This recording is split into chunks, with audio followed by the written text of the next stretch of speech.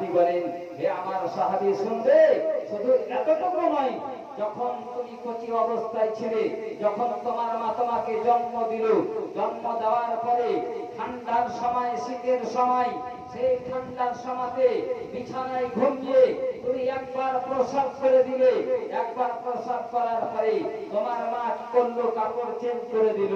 কাপড়কে change করে দেওয়ার পরে আবার নতুন কাপড় পরলো, অন্য কাপড় পরিধান করলো। এক এক করে তুমি দ্বিতীয়বার প্রসাব করে দিলে, সেই কাপড় আবার চেঞ্জ করলো। এক এক করে তুমি প্রসাব করতে যাও, তোমার মা কাপড় চেঞ্জ করতে যায়, কাপড় শেষ হয়ে গেল, কিন্তু তোমার প্রসাব বন্ধ হয় না। রাজওয়ানে ইসলাম, আমার নবী বললেন, হে আমার সাহাবী শুনো, তোমার মা কাপড় শেষ করে দিল, কিন্তু তোমার প্রসাব বন্ধ হয় না। সেই শীতের সময়, ঠান্ডার সময় আবার তুমি প্রসাব করে দিলে, তোমার মায়ের কাপড় নাই, কি করবে? সেই কচি অবস্থাতে তোমার মা তোমাকে ছড়িয়ে দূরে ফেলে দেয়নি, তোমার মা তোমাকে নিজের বুক থেকে সরিয়ে দেয়নি, নিজের বুকে জড়িয়ে ধরে রাত্রিকে অতিবাহিত করে দিয়েছে। সেই কারণে আমি নবী বলেছি যে তোমার মায়ের হক বেশি। রাজান ইসলাম মুআজ্জাজ সামনে একরাম, তাহলে বোঝা গেল যে পিতা মাতার মধ্যে মায়ের হক এই জন্য বেশি যে মায়ের কষ্ট আপনার শুধু গর্ভধারণ অবস্থাতে নয়, আপনার জন্ম দেওয়ার পর থেকে নিয়ে কমপক্ষে ৩-৪ বছর সেই সন্তান, ছেলে হোক অথবা মেয়ে হোক, তার প্রতি মাকে সবসময় দেখাশোনা করতে হয়। রাজান ইসলাম মুআজ্জাজ সামনে একরাম, আমার নবী বলেন, হে আমার সাহাবী শোনো, তোমার মা বাবা বয়স্ক যদি হয়ে যায়, সেই মা বাবাকে ভুল করেও এমন শব্দ ব্যবহার করবে না মা বাবার প্রতি, যাতে তোমার মা বাবা কষ্ট পেয়ে যায়।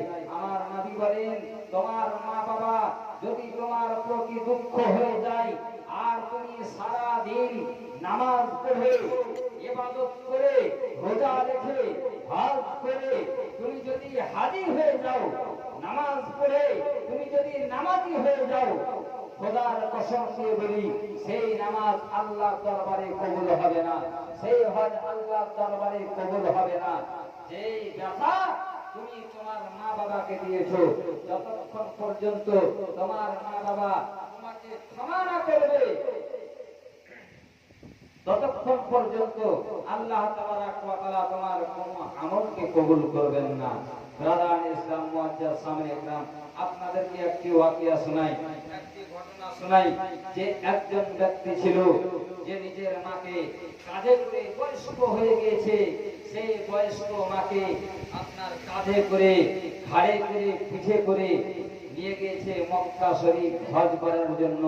একবার, দুইবার, তিনবার, চারবার, পাঁচবার, 7বার নিয়ে গেছে মক্কা শরীফে। সেই মক্কা শরীফে কাবা ঘরে তওয়াফ করিয়েছে 7বার।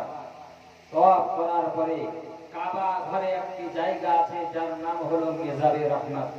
কাবা ঘরে দেওয়ালে, যে হাজীগণ হজ করতে গিয়েছেন তিনারা দেখে হবেন, কাবা শরীফের ছাদের পানি, বৃষ্টির পানি যে নালী দিয়ে পড়ে, সেই নালীটির নাম হলো মেজাবে রহমত। আমার নবী বলেন, এই কাবা ঘরের মেজাবে রহমত এমন এক, দুই হাত তুলে প্রার্থনা করে, তাহলে আমার নবী বলেন, আল্লাহ তাবারাক ওয়া তাআলা সেই বান্দা এবং সেই বান্দার দোয়াকে কারেন্টের মতো কবুল করবে। রাজান ইসলাম, সেই ব্যক্তিটি নিজের মাকে 7 চক্কর কাবা শরীফের চক্কর লাগিয়ে সেই মেজাবে রহমতের সামনে 2 হাত তুলে আল্লাহর কাছে দোয়া করলেন, আল্লাহ, আজ এই মেজাবে রহমতের সামনে দাঁড়িয়ে আপনার কাছে হাত উত্তোলন করে দোয়া করছি, আল্লাহ গো, আমার মাকে একবার নয়, 2বার নয়, আমি 7বার হজ করালাম। আর 7বার হজ করার পরে আমি কি আমার মায়ের হক আদা করে দিয়েছি? গায়েব থেকে একটি আওয়াজ আসলো, হে আমার বান্দা, তুমি এই কি দোয়া করলে এই মেজাবে রহমতের সামনে? আমি খোদা আমার দরবারে দোয়া চাইলে, তবে শুনো, তুমি তোমার মাকে একবার নয়, 2বার নয়, 7বার হজ করিয়েছো, তাতে তুমি বলছো তোমার মায়ের হক আদা করে দিয়েছো। হে আমার বান্দা শোনো, তুমি তোমার মায়ের এক রাত্রের হক আদা করতে পারো নি। জোরে বলেন সুবহানাল্লাহ।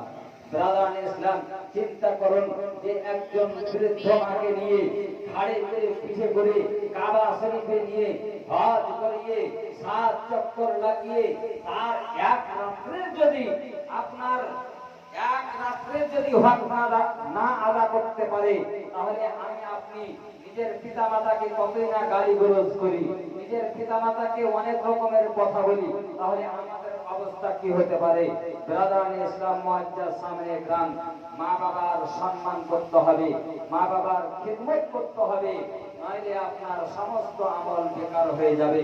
ব্রাদার ইসলাম মুআজ্জাজ সামনে গ্রাম, একজন সাহাবী রাসূল নবীর কাছে আরজ করলেন, ইয়া রাসূলুল্লাহ, ইয়া হাবিবাল্লাহ, যুদ্ধ চলতেছে, সেই যুদ্ধে আমি অংশী হতে চাই, সেই যুদ্ধে আমি অংশগ্রহণ